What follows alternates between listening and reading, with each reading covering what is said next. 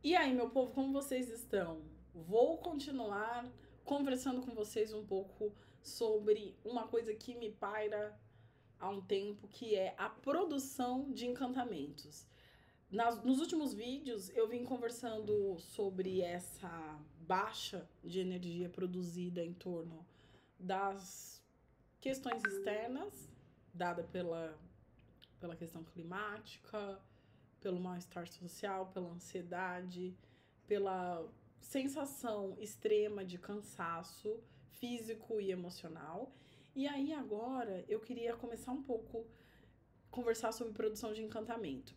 Se nós, pessoas afrodiaspóricas, acreditamos que o mundo colonializado, colonial, não nos oferecem saídas civilizatórias e de impulsão de vida, como é então que a gente pensa os nossos encantamentos, né?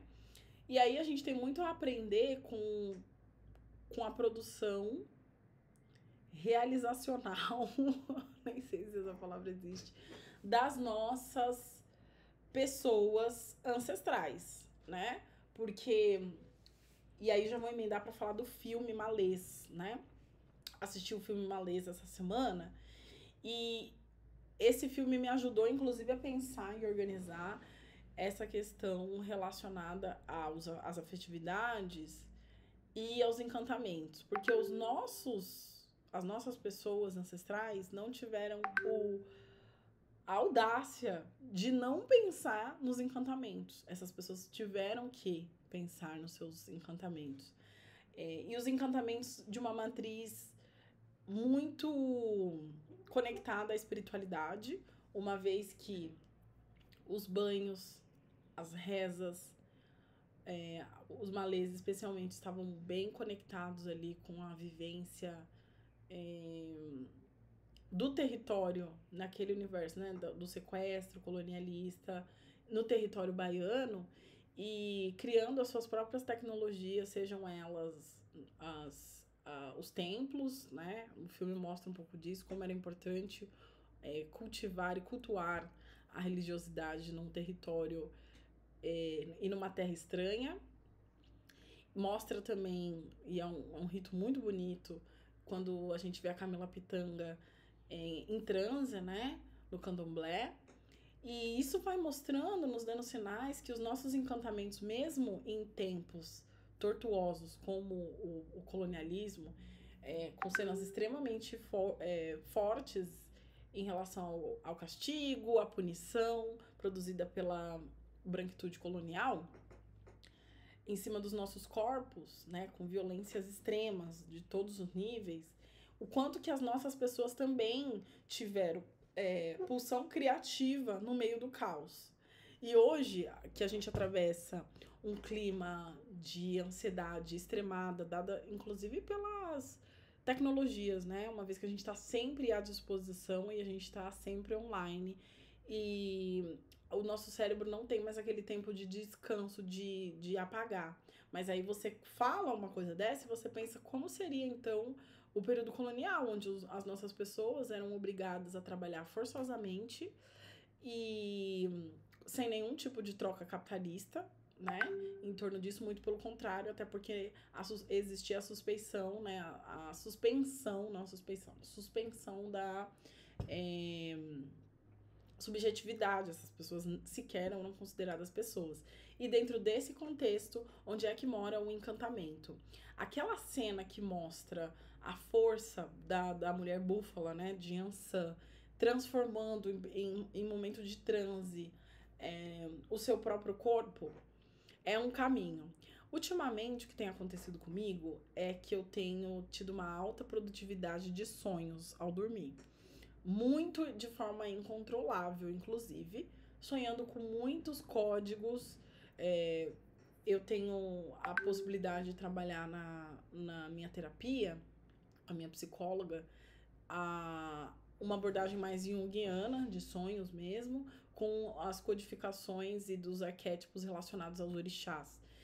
E eu tenho visto coisas, muitas tragédias ao longo dos meus sonhos, mas sem desconsiderar também o potencial criativo do que aquelas imagens estão me trazendo, até para trazer a percepção intuitiva, sensorial dos caminhos de onde não ir, né? Quando a gente sonha, a gente tem uma percepção intrínseca, interna, muito profunda de caminhos futuros. Isso tá na cosmogonia, cosmovisão indígena e africana, de modo geral. E aí os povos Bakongo, que é quem eu tenho estudado com mais afinco, fala muito sobre essa percepção sensorial como sinônimo de afetividade ou de afetação. Então, o sonho também é uma matriz importante para a gente descobrir essas formas de produção de encantamento, uma vez que o colonialismo ele vai se reinventando enquanto tecnologia, né? Esse dispositivo racial implementado pela colonização é uma coisa que nos atravessa no cotidiano, né? E como é que a gente desperta? Eu acho que o encantamento, ele precisa estar muito conectado com a nossa percepção sensorial. Ninguém se encanta, ninguém produz vida naquilo que está desconectado, desplugado, né? Muito pelo contrário, a gente produz afetividade, conectividade, pulsão de vida, força criativa, quando a gente tá atenta às nossas percepções sensoriais. E essas percepções sensoriais, elas precisam estar no campo do real, não do real enquanto porque o sonho também ele traz uma matriz de continuidade da nossa existência, então também não desassocio ele do plano real, mas o que eu quero dizer com isso não podemos nos estancar, né, nos encher de informações digitais, e achar que é aí que vão vir as fontes e os sabores da vida. E o que eu tô dizendo, então? Um alto nível de produtividade capitalista não necessariamente se traduz em encantamento, uma vez que o nosso corpo ele se regenera todos os dias ao dormir, né? O fato da gente hidratar o nosso corpo, então acho que eu vou dizer algumas coisas aqui. Hidratar bem o nosso corpo, ao máximo e dentro das possibilidades, ter uma noite de descanso. Uma coisa que eu tenho feito já há algum tempo é não levar o celular para dentro do quarto. Isso me ajuda a entrar numa energia vibratória de produção de encantamento, né? De autogestão mental, de estar mais ciente, o tal do mindfulness, né? Tá completamente ciente do que eu tô sentindo.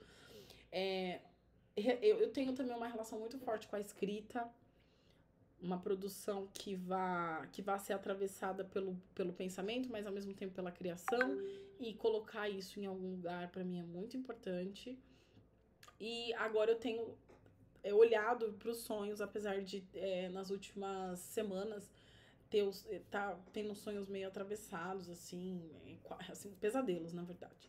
Eu ainda assim acho que são caminhos de aviso, né? Disso, ó. Você tá nesse caminho, tenta ir por outro, porque a gente tá te mostrando potencialmente o que pode acontecer. E aí, como é que a gente acessa esse encantamento a partir da intuição? Uma coisa que eu acho, e eu tenho pensado muito em relação à estrutura física da casa, já falei isso em outro vídeo. Eu tenho pensado também sobre como que a gente deixa a casa mais viva, né? Porque a casa, ela é uma extensão, o espaço territorial, é uma extensão do nosso território íntimo interno. Então, não só da intuição, mas nutrir esse encantamento a partir do lugar que a gente habita, que a gente mora, ainda encontrando uma certa dificuldade entre a barreira home office, né? O home office versus realização íntima com o espaço, porque a casa é igual ao nosso corpo, né? A gente escova o dente, toma banho, lava o cabelo, enfim. E a casa também demanda esses cuidados cotidianos. Mas a mensagem que eu quero deixar pra gente pensar um pouco sobre essa produção de encantamento é olhar pra nossa ancestralidade. Olhar pra essa. E super, né? Fica o convite de assistir o filme Malês, porque ele vai dizer sobre como a gente se organiza do ponto de vista íntimo, subjetivo, mas que esse só não basta para uma pulsão de vida. É preciso que a gente esteja atenta ao nosso entorno e que esse entorno corresponda a esse campo de magnetismo das sensações, e que essas sensações a gente saiba, inclusive, ter um filtro do que é seu, do que a do outro e do que a gente pode trabalhar em coletividade. É isso, gente. Beijos!